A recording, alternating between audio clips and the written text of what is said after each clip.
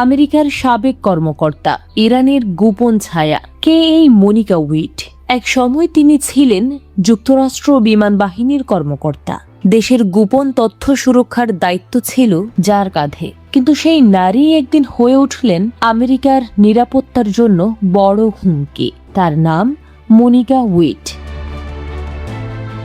আর এখন তাকে খুঁজে দিতে $2 লাখ পুরস্কার ঘোষণা করেছে FBI। কিন্তু প্রশ্ন হলো, কে এই মনিকা উইট? কেন তাকে এত ভয় পাচ্ছে যুক্তরাষ্ট্র?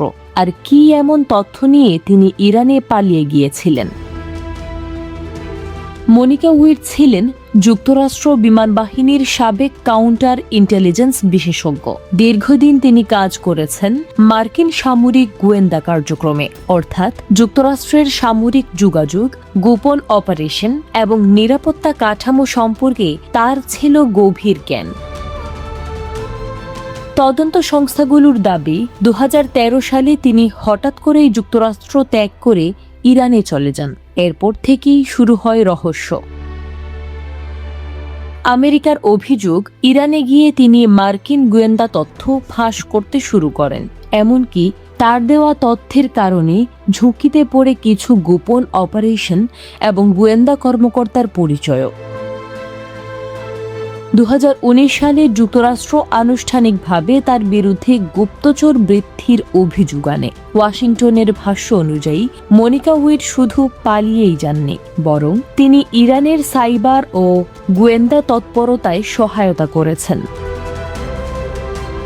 FBI এখন বলছে তিনি সম্ভবত এখনও ইরানের অবৈধ কর্মকাণ্ডে জড়িত আছেন।